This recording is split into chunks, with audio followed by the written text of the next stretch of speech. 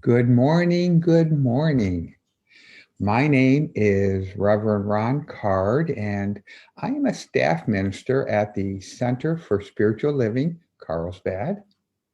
And I would like to take this opportunity to welcome you this morning to our Sunday morning message. It's so nice to be here this morning on this bright, sunny day.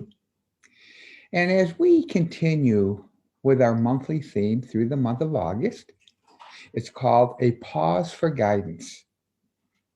And during this month, it invites us to pause for guidance, to pause for rest, to rejuvenate, and to prepare us for the next leg of our journey.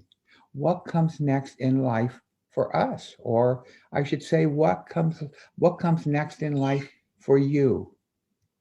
And how do we do this? We actually do this by welcoming joy, innovation, authenticity, vulnerability, and the opportunity to evolve our thinking.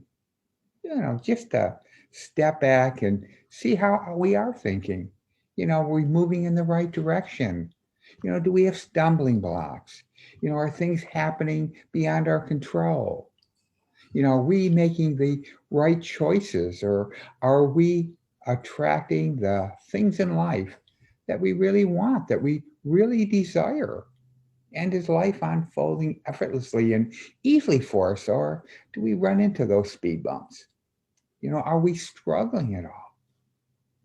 To take a careful look at how we are not only interacting with ourselves, but with others. To take a look at our dreams and our desires and our imagination, especially the imagination, because that's really important in our lives. And during this month, we experience divine joy through creativity and relaxation. We discover ways to allow the Spirit to play through us, as each one of us. Yeah, just allow it to come up. I believe that the individual human being, you and me, we are spiritual beings having a human experience. I believe that this is our true nature. And I also believe in one power and that we are part of it. That one power is spirit, is God manifesting in our lives and through our lives. Do you realize that freedom, that long word freedom, is the birthright of every individual? We are free to choose and to co-create our experiences in life. We co-create with spirit, with God. And do you realize that every pull of our soul is God seeking to express through us? In this teaching, Science of Mind, we teach oneness. And what this means is that the totality of our human experiences is spirit. There is only one. There is only one power, and that power is God. And that power flows through us. It flows through us in our thoughts and our ideas. And this includes and embraces the idea of play being a very important, integral part of our lives. Sometimes we forget that. We forget to play. We're so work minded all the time. Life is meant to be good, and we are meant to be happy. We are meant to be joyous, and we are meant to be free. Yes. You know, is life good for you? Are you happy, and do you feel free in life? Are you free right now? Pausing from our daily schedules and taking time for play is an important way to co-create a life that we love, to get us back on track, to be happy and to be free and to live a good life. I mean, isn't that what we're all striving to do? The name of my talk this morning is A Playful Pause.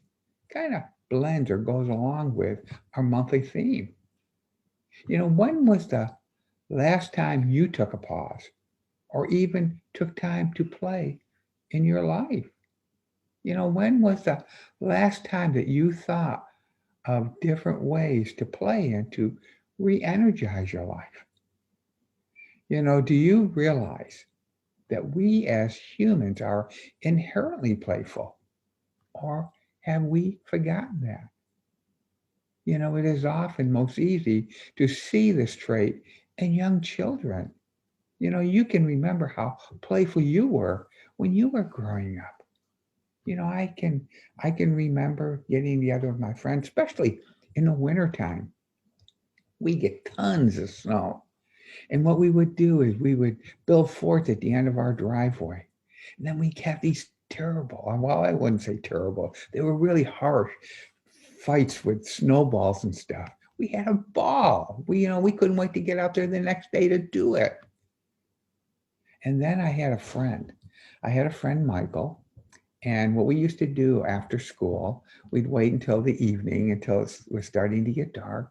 And what we do is we like to, look at the stars and plan the stars on how they're going to move and stuff. And we had telescopes and we really had a good time. I mean, it really was fun. And he was fun. The lighthearted way that children choose to interact with life is an indication of our true nature as spiritual beings having a human experience. Have you ever noticed that children don't worry about whether they're playing too much or if they should be working? But it seems that as we grow, as we develop, what happens is we form the shield that, it seems like we look about or think about it all the time. Have you ever noticed how children live fully in the present moment? Do we? Do you? How many times do you catch yourself thinking about something maybe you did and you should have did it different, or something you said, or how you could change something in the past, because we don't have the power to do that. But we spend so much time in the past. How they allow spirit to inspire them and to create through them. They seem so free spirited. And how as we grow, sometimes we have a tendency to even maybe lose that a little bit. Playfulness and creativity and joy. These are all God qualities. And we can freely express these qualities in our daily life without guilt or without shame. It shouldn't be. All we must do is to choose the qualities that we want to express. Life is choices. You can choose to be down in the dumps, or you can choose to be happy. We have become so accustomed to thinking that we are only productive or worthy if we are working or accomplishing something. This is a belief that has come from our society, has come from our parents, it has come from people we've hung around with, our teachers. We were told that hard work was a necessity. Wasn't it? That is, if we didn't work, we were lazy.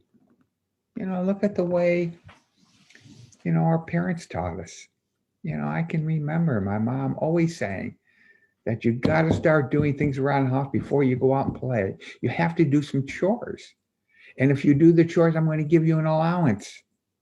And that was the beginning of it all, because we saw that we had to work in order to get money or to get the freedom to go out and play.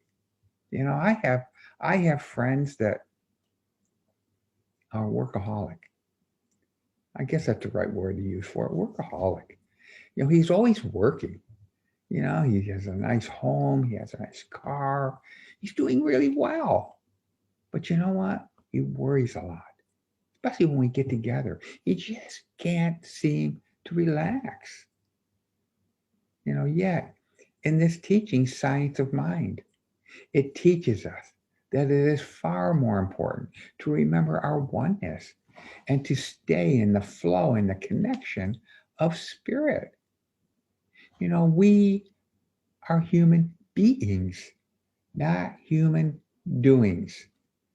And it is important to pause each day to remember the truth of who we are. What is our nature? Let me ask you a question. Have you ever worked really hard to finish something, but it just wasn't coming together the way that you had expected it to, only to maybe just step back or step away for a short time and be suddenly inspired? And you went back there and you saw the whole thing different. What I have noticed about me is that when I am working at something, if I just step back and pause for a minute, if I can see it in mind, if I can see it on a piece of paper, what I'm doing comes out really well. And you know what? A lot less stressful. But when I just jump right in and just start working and don't stop, almost like forcing myself to finish something, that doesn't really turn out well. And let me tell you, I can feel so much stress on my lower back, especially across my shoulders. Again, we forget that life is choices. We don't have to do that. We need to be smarter than that. By stepping back and taking a pause from our daily activities and from what we are doing, we are making sure to stay in that flow and synchronicity of life. That is so important. Forcing rarely works, but going with the flow will result in increased happiness, increased productivity, and inspiration. And your creativity will just overflow. Taking a playful pause from our responsibilities every day is necessary for our mental, physical, and our spiritual health. One of the things I do first thing in the morning, before I start to do anything, I have my coffee, just sit back and just kind of take everything in. And then I meditate. I connect. I can see. I can plan my day. I'm taking that time out. When in your life have you stopped yourself from experiencing the full expression of spirit through you in play? That seems to be the important question. It's got to be done lightheartedly. What activity or game or creative endeavor or hobby did you used to love, but you stopped doing it because you thought it was a waste of time? I can think of a few. But for me, I look forward to game night. I love game night. Linda and I, we have these good friends, and we either go to their house or they come over to our house, and we laugh and cheer. It's game night, yeah. And we've been doing this for years now, and we do it probably, I would say, maybe every couple of months. And what we do is we go over or they come over here and we have dinner first. We break bread, we do prayer and we talk. And then you can feel the energy in the air. It's time to break out the games. We play dominoes and cards and rummy cubes and all sorts of different games. And by the end of the evening, it is like we have just stepped out of reality. Yeah, you feel different. And then, life looks different after that. Another thing I like to do that, I'm just going to kind of throw this in because it helps me take that step back. I love gardening. I love being outside, working in gardening. I haven't gardened in years, but this year I began gardening again. And not only is it a way of just stepping back and stepping out, but the growing and the harvest, that is so, so rewarding. This year I'm getting tomatoes that are huge. I mean, they're dark red, they're luscious. I mean, I couldn't ask for more of a perfect garden. And they just keep coming and I get so many of them. I have to give them to all my neighbors, take them over to friends.